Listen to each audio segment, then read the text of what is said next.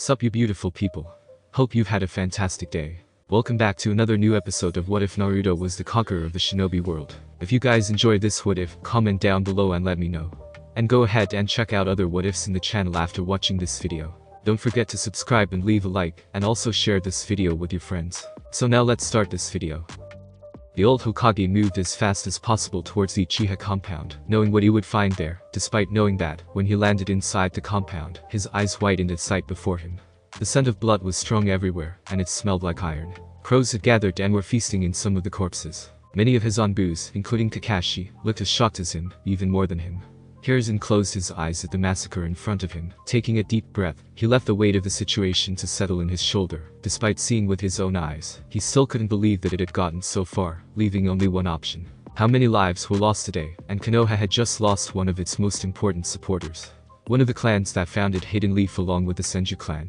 Check for anyone alive, Hiruzen ordered. His onbu spread around immediately, checking for anyone still breathing, for any sign to indicate that someone was still alive. Hiruzen walked slowly round, observing everything in front of him, taking it all, his eyes checking the faces of the dead Uchihas lying on the ground. Some had scared faces, while some looked in peace, almost as if they died sleeping. Closing his eyes, he wondered what his sensei would think of this. Tobirama sensei always told him to do what's right for the village. No matter what is it, no matter how hard is it, the village always comes first. Yet, he felt that this could have been avoided, and why he felt that this hadn't been the right course of action. Could he have done something more? What would you do, Minato? Hiruzen found himself asking, and he did not doubt that his successor would have been able to come up with a solution that didn't involve killing the whole clan. I should have been the one to seal the fox inside Naruto, not you, the third thought with eyes full of regret and his head slightly lowered in shame. He had thought of that many times since that day. I would be with my wife, and Naruto would grow up with love. Not hatred, Hiruzen thought, remembering the face of her wife, her last words. I will return once Kushina gives birth. We will have another grandson to spoil. Hiruzen escaped his thoughts. More people suddenly landed. Hiruzen straightened up himself only to be greeted by his old teammate, who had a neutral face, but his eyes filled with something else entirely. Hiruzen saw Danzo show up, followed by two masked onbu, probably his personal onbu, Hiruzen thought with a frown on his face. His eyes narrowed at the two onbu. Kakashi looked at the bodies with dread. He hoped he wouldn't find Itachi here, as he rolled around another dead Uchiha. This one wasn't Itachi either. Yuga suddenly asked what everyone was wondering after silence had taken over the onbu group, her tone filled with anger and sadness. Who could have done this? She asked as he glanced at every onbu near her, as if asking what they thought. Who could have been behind all this? Many either shook their heads or just shrugged their shoulders, not knowing the answer, and not coming up with any person that could be behind this. Kakashi wasn't sure how to answer. If this was the work of an outsider, they could come back one day and slaughter another clan. His body almost flinched at the thought, but that sounded far-fetched to the onbu, but not impossible. Or the other option, they had a traitor amongst them, lurking around in the shadows. Yet Kakashi couldn't think of anyone to do this. Uchiha had been extra wary of anyone outside of Uchiha clan. Kakashi remembered when he visited Obito's old home the last month with Guy. His friend hadn't noticed or perhaps acted oblivious, but Kakashi had seen the clear dark looks at their direction. They were so intense that for a moment Kakashi had thought they might attack. Kakashi escaped his thoughts when he heard Danzo state. It was Itachi Uchiha, Danzo suddenly announced to everyone. Every shinobi froze from that piece of information, except the two onbu near Danzo. Why? It doesn't make sense. Kakashi finally spoke after everyone had fallen in silence. Uchiha Itachi despise his clan, Danzo answered. Kakashi could tell the man was hiding something, but it wasn't his job to ask questions. Kakashi felt his breath stuck on his throat. Why would Itachi do this? He had worked with the kid, and he looked normal. As far as he could tell, he didn't look like someone who enjoyed killing during the mission, and looked like someone who held his family in a high pedestal. Had he been able to hide things from me? Kakashi found himself asking, slightly perplexed and his thoughts filled with sadness. Obito's clan was gone. Then he remembered how close Naruto had been with the Uchiha clan, how he called Itachi big brother. Kakashi felt a pit on his stomach. How could he ever tell that to the little blonde? It will destroy him. The silence took over the place. No one said anything when Hokage-sama, we found one alive, an onbu shouted, holding a child in her arms. To the hospital now, the Hokage ordered with a booming voice before turning fully at his old friend, who didn't look fazed by his intense glare. Before Hokage could utter a word, a massive explosion happened near them. The wind waved past, almost making them stumble. The debris fell around them as everyone's eyes turned to look at the explosion, but the chakra spreading right now made them all almost freeze in fear. Kyuubi, the Hokage murmured with dread under his breath as he walked forward. Kakashi was about to go closer when they saw a red figure slowly walking out of the smoke. The figure looked small, but the red chakra shone through the smoke, and a tail, revealing itself, stood Naruto with red eyes. His whiskers had grown, a red chakra cloak spreading around his body, his cheek swollen, tears still in his cheek, his pupil looked slit, skulking towards them, and a black ball was standing behind him. "Naruto," Kakashi murmured, not believing he was here and influenced by Kyuubi's chakra. No, he would not let him lose control. At that moment, Naruto let out a huge roar. The wind from his roar alone caused many to shield their faces. Naruto was on his 4 limbs, and 3 tails spread behind his back. Tsurutobi was ready to act and knock him unconscious when tears started rolling down Naruto's cheek. As for a moment, he looked angry, sobbing yet in control. "Hokage-sama, why is my family dead?" Naruto shouted with sadness and anger, his nails scratching the ground below his hands. Hokage didn't respond. He knew whatever he said would not make things easier for his surrogate grandson. Naruto needed to be stopped before things got worse for him. However, he didn't understand why he was here. Itachi informed him that he would make sure Naruto was in his apartment this night. On the other hand, Naruto kept trying to get rid of Kurama's chakra around him, but all he could see and hear in front of him was his mother, saying that he could call her mother, Itachi, and Shisui's smile, the promise of his big brother. Then he remembered all the glares, all the hatred this village had brought to him, all that pain. "Naruto, you need to calm down, now. Think of your brother. Shisui would have wanted you to be happy," Kurama shouted in his head, hoping that his talk could calm down the little kid. Naruto felt tears rolling down his cheek at the mention of Shisui. "You my little brother, and you're my family. Take care of Itachi." Naruto's head lowered, touching the ground, his breath stuck on his throat, feeling that he couldn't breathe, his hand fist, his palm bleeding, as the Hokage saw this as the perfect opportunity to knock him down. Rushing at him, one hit, and the little kid stopped moving. Naruto stood motionless. As the red chakra went away, any sign of Kyuubi's chakra was gone. Hokage breathed a sigh of relief as he looked down on Naruto with sadness, knowing the kid had lost as much as Sasuke. He turned to Kakashi and gestured to take Naruto away. Kakashi complied without saying a word, taking him in his arms. The Anbu glanced at the kid in his arms before he jumped away. Hiruzen turned to look at his old friend, and then walked over to him. Danzo, who stood still, his eye narrowed at Hiruzen with a glare.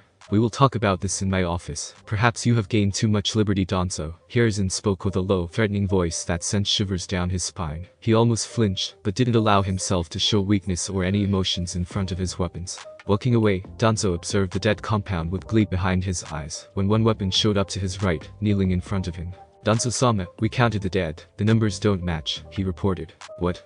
Danzo turned fully at him with a higher tone, and his knuckles tightened around his cane. He wondered what could have happened when he felt the air around him turn dense and cold. His eyes turned to look at his left, seeing Mingekyo Sharingan behind his mask. "I witness everything. If you dare as much as touch Naruto or Sasuke, I will leak valuable information to every enemy village," Itachi promised as his body turned to crows. "Damn you," Danzo cursed as his hands were more tightened than ever before. Hokage office. Every clan head, every one of the civilian council was called in this meeting. The sun still hadn't risen over the horizon, the darkness covering the Hidden Leaf village like a cold blanket. Everyone was talking amongst each other, not knowing what this meeting was all about. Shikaku noted that the elders of Konoha were extra quiet. Danzo was usually always silent, but the same usually didn't go for Homura and Kaher, who were just as silent as Danzo.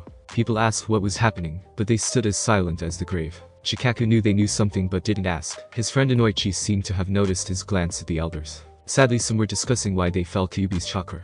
Many apparently had woken up afraid that the Kyuubi had returned, but thankfully the intense chakra had disappeared as soon as it appeared. The Hokage finally walked inside. His eyes looked tired, face pale like a ghost, done gasped at the condition of their Hokage.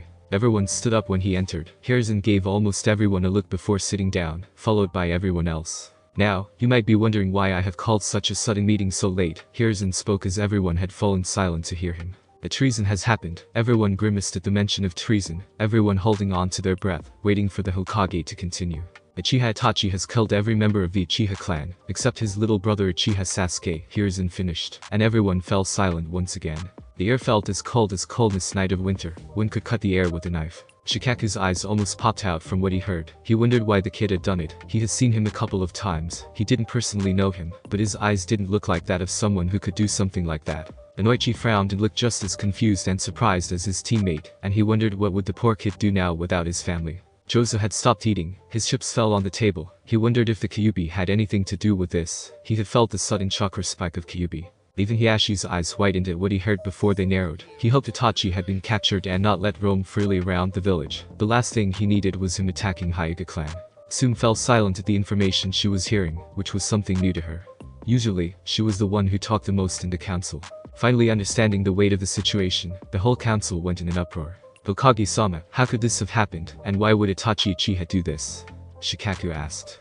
First, his voice was still calm despite the situation. Hiruzen closed his eyes for a moment before turning his sights to Shikaku. The third explained what had happened, and that Itachi had left the village before they could capture him. He also ordered Itachi to be branded as S-rank missing nin in the bingo book. After hearing the devastating news, many felt pity for the Uchiha kid who had been spared. Thankfully, the whole talk about the Uchiha clan had made many forget about the Kyuubi chakra that had been felt around the village. Leaving the meeting, Hiruzen reached the top of the Hokage tower overlooking the whole village. At this hour, streets and houses would be silent, a few lights here and there, but now the entire village was awake, mourning for the death of the Uchiha clan. As he kept looking at the village, he heard a sound behind him, not needing to glance behind. The mission has been successful, Hokage-sama, Itachi spoke, kneeling in front of the Hokage, his voice low and neutral. Itachi, you do understand now that you're a missing nin. Your brother will grow up hating you. Where will you stay?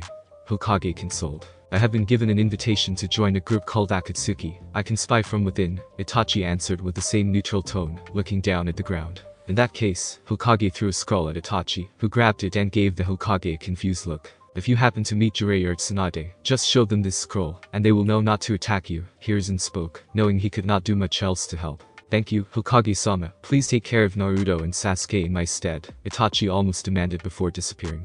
Later, Hokage stood in his office, waiting for the report, and Anbu suddenly appeared in front of him with a document in his hand. The list of Hokage-sama, the Anbu, Kakashi, spoke, giving the list of every dead Uchiha. His eyes glanced at the pictures of the past Hokage, before turning back to look at the old one.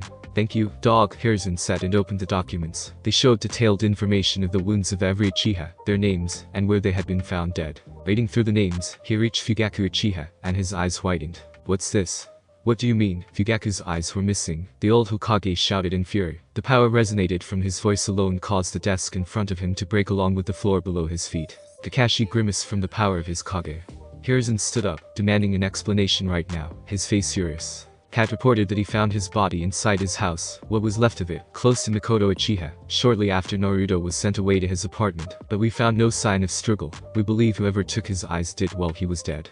It must have been Itachi, Kakashi reported almost in haste, his mouth speaking fast. The Hokage narrowed his eyes. He knew at the time Danzo was close. He wouldn't dare to do that while his Anbu were everywhere around the area. If he did try, he would have tried when his dead body was sent to the morgue. Itachi would have never done that, and he cursed himself for not having this information when Itachi spoke to him to report the mission. You can leave, Hokage ordered. Kakashi said nothing but left, slowly making his way towards Naruto's apartment, knowing the kid needed someone at this moment. Hiruzen ordered for Danzo to be brought here. The time has come for them to talk, a long conversation. Naruto, where am I? Am I dead? Whispered Naruto round the void hoping for someone to answer him. A part of him slightly hoped he was dead. He just wanted to hear a voice that would tell him anything. He believed himself to be dead, but was he truly? Then a voice cut through the air like a knife through butter. You're not dead, not yet. Naruto turned to see Uchiha Madara slowly walking towards him.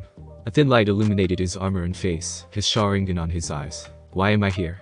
Naruto asked no one in particular, his body sitting on the ground, his legs spread, and his hands grabbed his head as flashes of the massacre. No, Naruto kept repeating as he remembered Shise. Take care of Itachi. He remembered Mikoto-chan. You can call me Ka-chan, Naruto-kun. He finally remembered his Ni-chan. You my little brother Naruto, take care of yourself. Madara watched in silence as the first stage of Susanoo, a cage, grew around him, but he noticed something strange.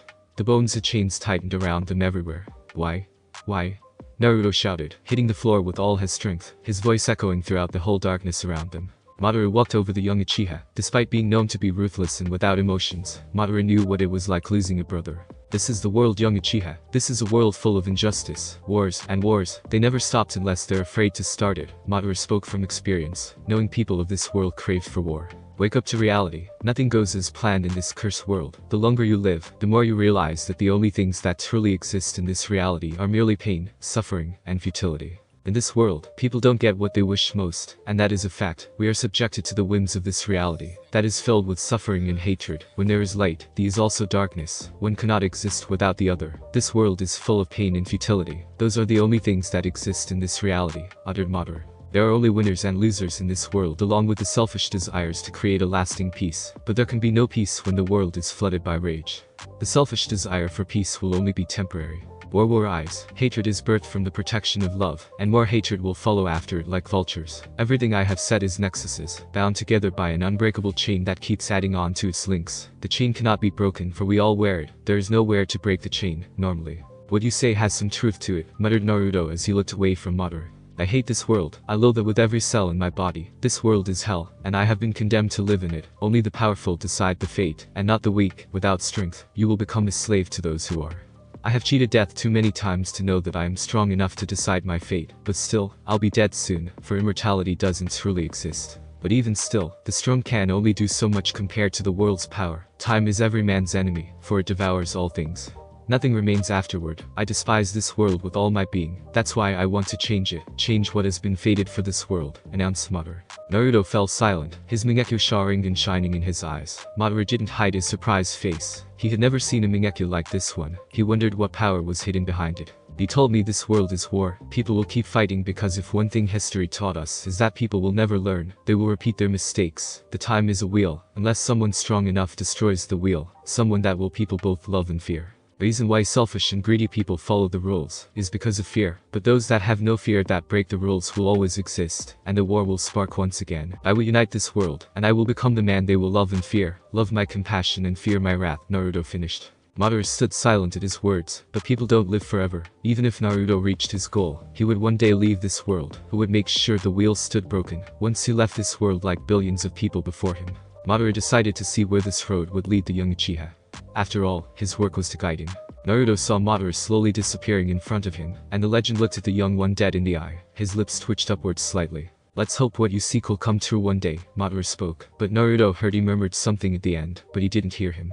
Disappearing, Naruto stood alone, almost waiting for the darkness to swallow him whole. Suddenly, a light illuminated him. The darkness disappeared. A figure with long red hair walked towards him, a beaming smile on her face. Naruto felt his breath stuck on his throat. The woman stood in front of him. Suddenly the darkness was gone, trees growing around him, full of life. You're just like Minato-kun, my little sunshine. Naruto stood motionless. The woman in front of him shined like a bright light at the end of the tunnel. Who are you? Naruto asked, stuttering, barely holding himself from breaking down. Her chakra felt so familiar, and her face. Naruto knew he had never seen her ever before, and yet she felt so familiar. Her presence alone was warm and welcoming, her smile sweet and gentle. Minato-kun told you nothing of me, she spoke with a kind tone, her smile beaming like a sun in a dark night. Naruto felt tears almost falling down from his eye, and his head slowly looked downwards. It was shame, Naruto didn't know. I guess he wanted me to introduce myself, not ruin the surprise. Kushina stopped as Naruto threw his arms around, crying on her shoulder. I have wanted to meet you for so long. Naruto kept crying, Kushina patting his back, kissing his cheek. Her son had grown from the baby she saw the first time. I'm here, my son, she spoke sweetly. Her tone reminded him so much of Mikoto-chan. It was the same tone she used whenever she talked with him. After minutes of silence, Naruto slowly pulled away, not daring even to blink. He was sure this was a dream, and thought if he blinked, she would disappear, and he would be alone again. Let me look at you, she said, grinning, her finger on his chin, her violet eyes looking at his face from every angle, her eyes analyzing every part of his face. You have your father's eyes and hair, but your cheekbone and everything else is all mine, she spoke happily, giving Naruto another kiss, but noticing her son had been quiet and was even avoiding her eyes. Kushina kneeled on the floor, her finger touched his face looking down at his feet, looking up again. Kushina saw tears rolling down his cheek, Naruto swallowing and trying to hold them back. What's wrong, Sachi? She asked, concerned and making him lean closer to her. I failed Ka-chan, Kushina stopped him from talking. She hugged him close, heartbroken for her little boy. She was only 6 years old, and yet so much weight under his shoulder. You haven't failed anyone, it is not your fault, she spoke in his ear, caressing his hair, hoping to convince him that everything that happened was not his fault. Naruto shook his head in denial. If only he had been stronger, if only I could have been stronger, Naruto said to himself. He would never allow his family to die. He would have done something to prevent it from happening. Naruto stood silent before he backed away and looked at his mother. A part of him still couldn't believe she was here. How are you here? Naruto asked with a small smile on his face. Minato-kun, he sealed a small part of my chakra in your seal, so that we could talk. I always wanted to meet you, my little sunshine, she spoke smiling, knowing she couldn't be here with him for that much longer.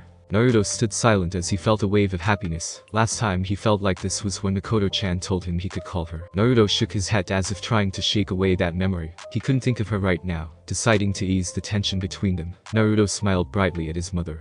Ka-chan, I always wanted to ask, how did you meet 2-chan? Naruto said smiling, his eyes shining like a sun again. Kushina smiled, happy that her son wanted to know about her. A part of her had always been afraid that Naruto would be angry, and maybe even hate her, not that she could blame him if that were the case. The parents' job was always to take care of their children, yet I have failed Naruto. From the very beginning, Kushina thought. Her face turned into a frown. Ka-chan, you alright? Naruto asked, concerned he had asked the wrong question, but her mouth just smiled and rubbed her hair in embarrassment. Nothing, Maisachi, just lost in thoughts and memories, she answered, stating that she wasn't angry with him. Naruto was waiting for his mother to begin the story of how she met and fell in love with his father. He was slowly growing impatient when she finally began to speak. I moved to Konoha when I was still very young. Minato and I were still just kids. The first time I saw your father, I thought he looked like a flaky girly boy, not someone who I would take as a serious ninja at all, Kushina said with a joking tone. You're kidding, right? Naruto asked, knowing his father had become the Yellow Flash. No, I'm not, but what did I know? I was a young girl who didn't know anything about boys or about being a ninja at all, for that matter, Kushina answered with a giggle. Well, I guess he proved you wrong in the end. Ha, Naruto said with a smile, his hands behind his head, listening with all of his attention. Indeed he did. Since I was the new kid, I wanted to make an impression on my first day at the academy. I wanted everyone to remember me. So when they asked me what my dream for the future was, I yelled, I'm going to be the first female Hokage. Kushina said, letting out a loud laugh at the memory. Naruto laughed at her first choice of words, becoming the Hokage. Naruto saw himself perhaps wanting the same, but he wanted something much different. Kushina noticed the sudden new face of Naruto. His eyes glanced at the moon and sun symbol on his palms, flashes of the last night still fresh on his mind. He wondered if the pain would ever go away. Looking up at his mother once again, his face beamed again, and he gestured for her to continue. Kushina wanted to ask if she could help, but decided to continue the tale since her time was running out. If Naruto was paying more attention to her chakra level, he would notice her chakra slowly lowering. As you may have guessed, the people in the class didn't like the new kid who wasn't even from their village talking about becoming Hokage, and the boys started making fun of me all the time. They called me Tomato, Kushina said with a hint of melancholy and anger on her tone. Tomato? Sure, you have red hair, but you certainly don't look like a tomato to me, Naruto said. Looking at her red hair, Naruto couldn't help but love the color of her hair. Well, I did back then. I had a very round face, and with my fiery red hair, well, even I had to admit that I looked like one. And it infuriated me. The Reddit said, still laughing slightly at the memory. So, did Dad stand up to the bullies for you? Naruto asked, thinking of his father standing up to protect his mother. Nope.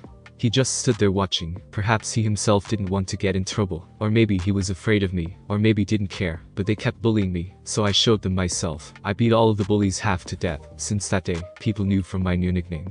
The Bloody Habanero. Kushina said with a small smile, her fist slowly raising, veins almost popping out of her fist. I think I can finally understand why Shikamaru is so scared of his mom. They can be scary, Naruto said with a gulp, remembering Shikamaru complaining that his mother forced him to eat vegetables, and sometimes her eyes would look covered in shadows, making her both terrifying and creepy. He quickly recovered. So what did Dad say when they asked him what his dream for the future was?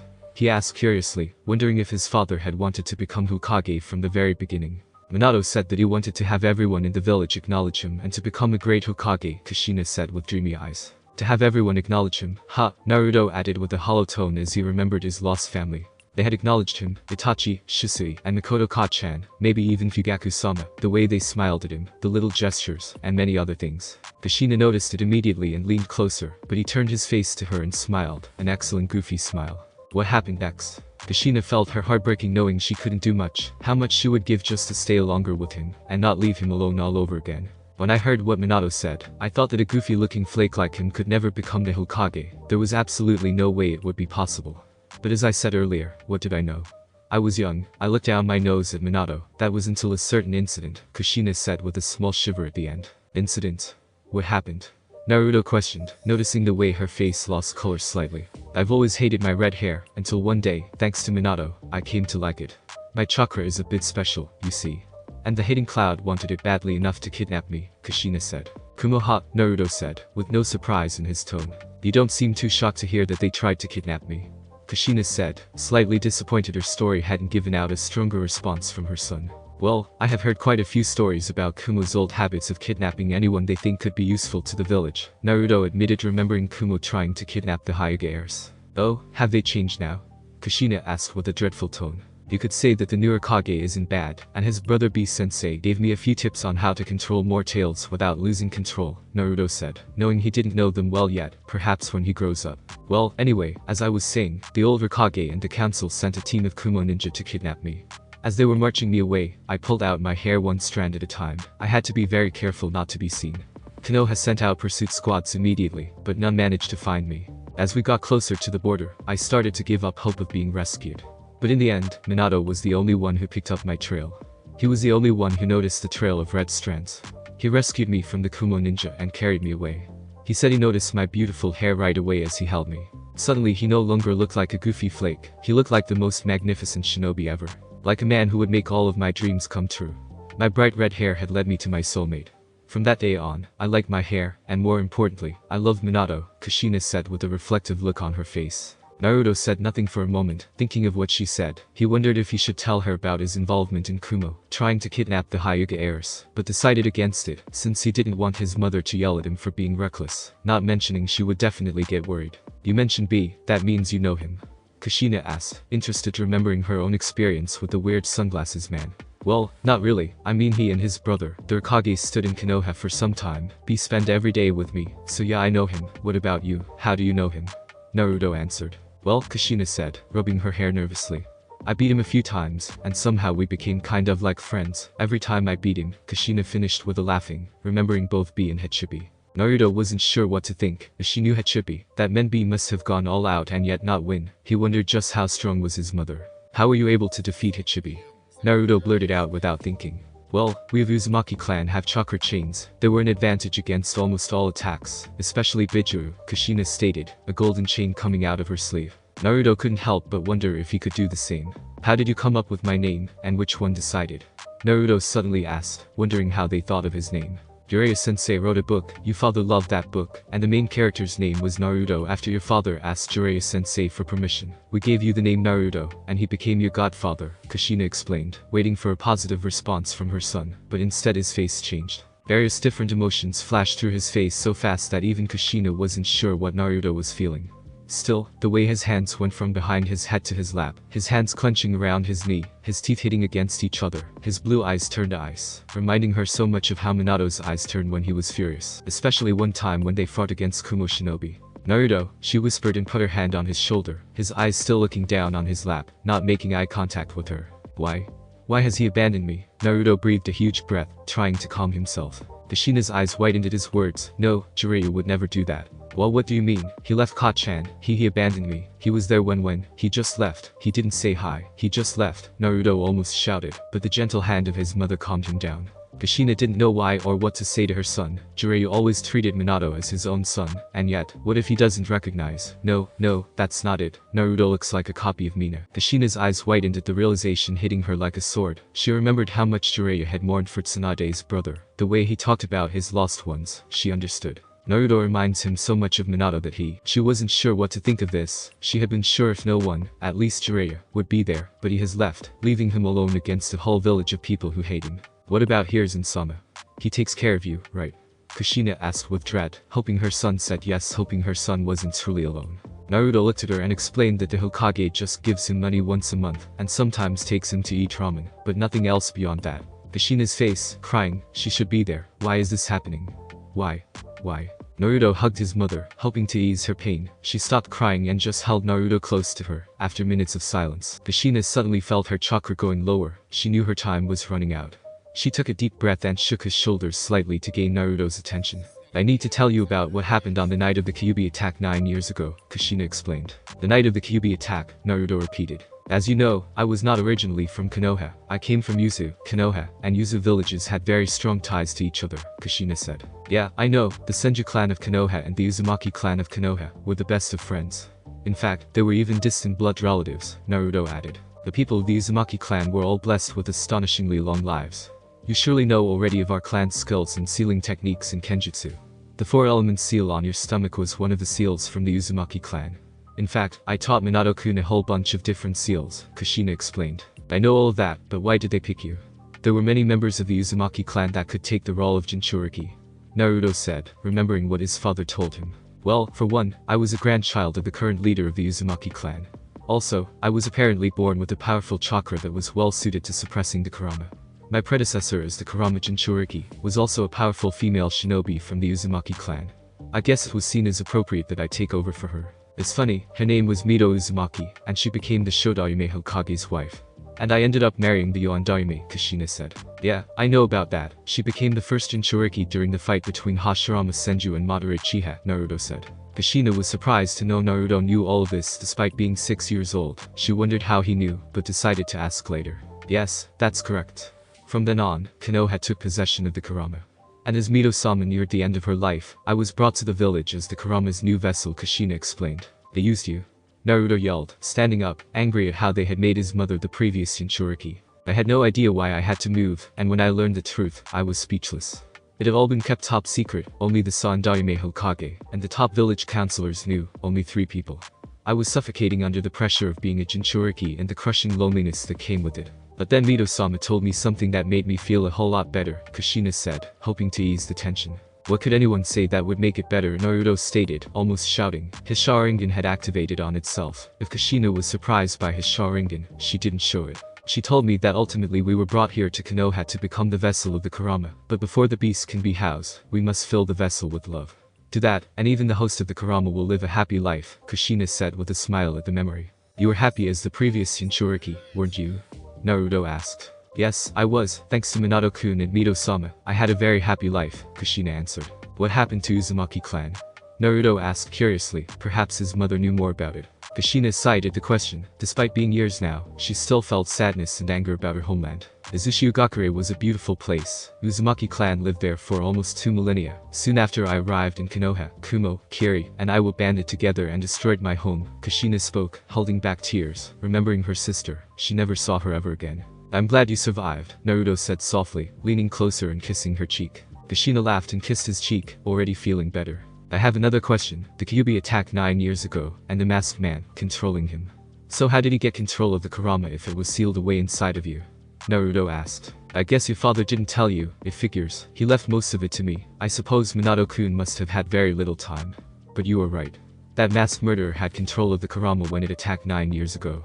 But it was only moments before his attack that it was still sealed inside of me, Kushina said. What? How did he get it out? Naruto asked. I don't know how that masked man knew, but he did, Kushina said. Knew what? Naruto asked. He must have known that a Jinchuriki seal weakens upon a full-term's pregnancy, his mother said, shocked and saddened. Hiruzen and his wife Buwako informed Minato and I that I would have to give birth outside of the village, and there would only be 3 people allowed inside with me, Kushina said. Outside the village? Why go to that much trouble? Surely the seal doesn't become that weak, does it? And not mentioning Kurama was a friend.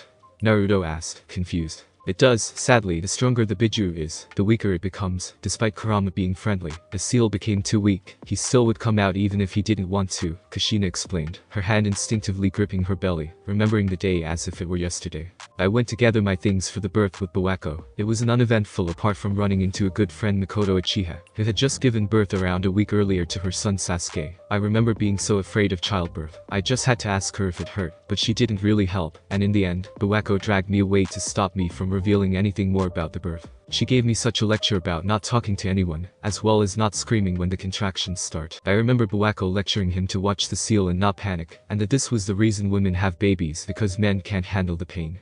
If I wasn't in so much pain myself at the time, I would have probably laughed. Your birth went without complications, and I was finally able to meet you. I was so happy to see you, to be able to hold you finally.